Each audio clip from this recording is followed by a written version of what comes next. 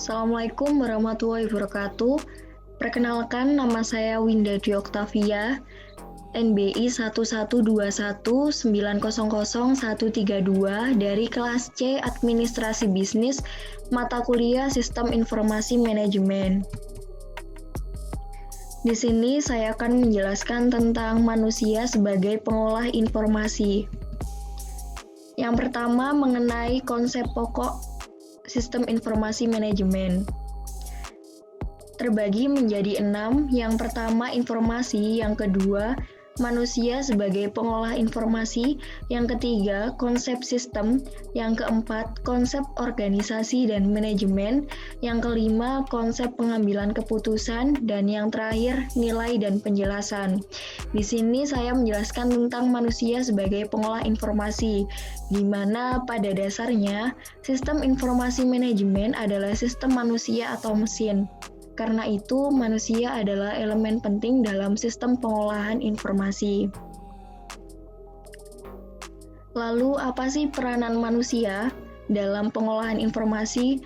Manusia memiliki peran yang sangat penting untuk mengolah sebuah informasi menjadi data yang berarti dan bermanfaat bagi penerimanya dan digunakan dalam proses pengambilan keputusan saat ini atau waktu mendatang.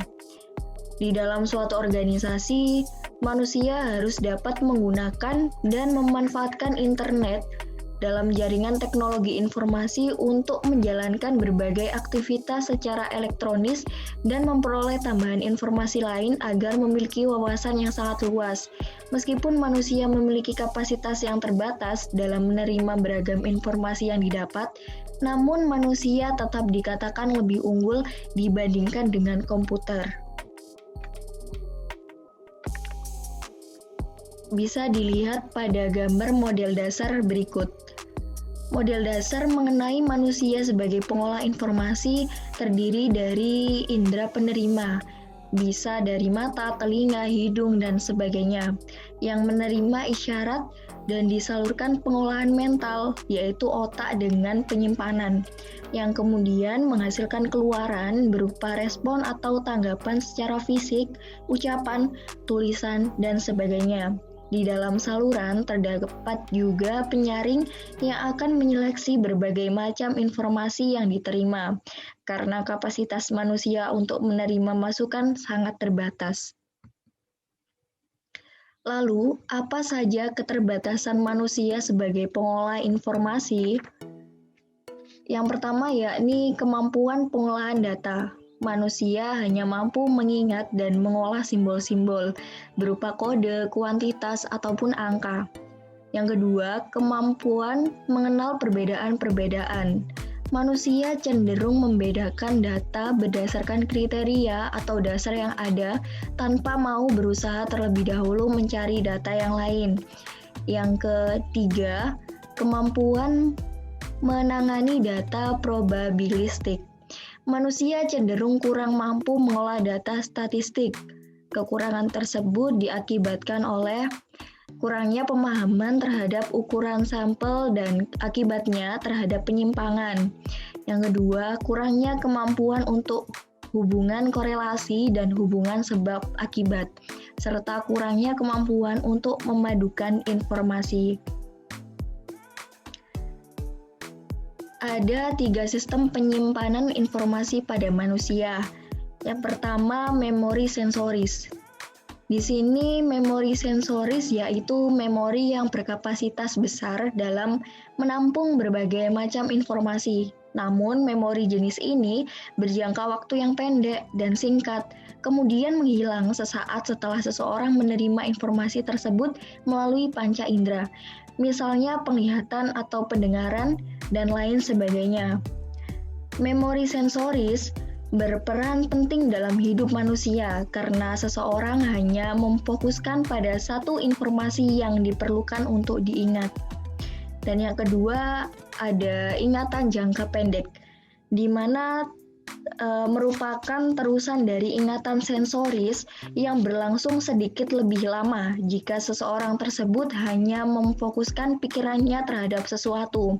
Informasi yang tersimpan dalam ingatan jangka pendek jumlahnya sangat terbatas. Dan yang terakhir, ingatan jangka panjang. Ingatan jangka panjang merupakan ingatan yang tidak terbatas kapasitasnya dan jangka waktu informasi yang tersimpan sangat lama atau bahkan permanen. Di dalam ingatan jangka panjang terdapat banyak sekali informasi yang tersimpan, baik informasi masa lampau maupun informasi pada saat ini. Manusia sebagai makhluk yang sempurna memiliki keunggulan dalam mengolah sebuah informasi dibandingkan dengan komputer. Di antaranya yaitu yang pertama, fleksibel. Artinya apa? Manusia memiliki sifat yang bisa menyaring segala bentuk informasi yang baik maupun buruk. Yang kedua, kreativitas.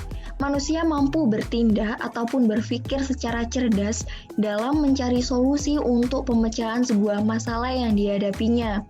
Dan yang terakhir, beradaptasi. Manusia mudah sekali beradaptasi dengan lingkungan sekitar atau mudah menerima semua informasi yang diperoleh dari lingkungan sekitar. Contohnya, di sini saya mengambil contoh manusia sebagai pengolah informasi pada aplikasi Shopee. Shopee adalah aplikasi marketplace online untuk jual beli di ponsel dengan mudah dan cepat. Shopee menawarkan berbagai macam produk-produk, mulai dari produk fashion sampai dengan produk untuk kebutuhan sehari-hari. Shopee hadir dalam bentuk aplikasi mobile untuk memudahkan penggunanya dalam melakukan kegiatan belanja online tanpa harus membuka website maupun melalui komputer ataupun yang lain sebagainya. Human error.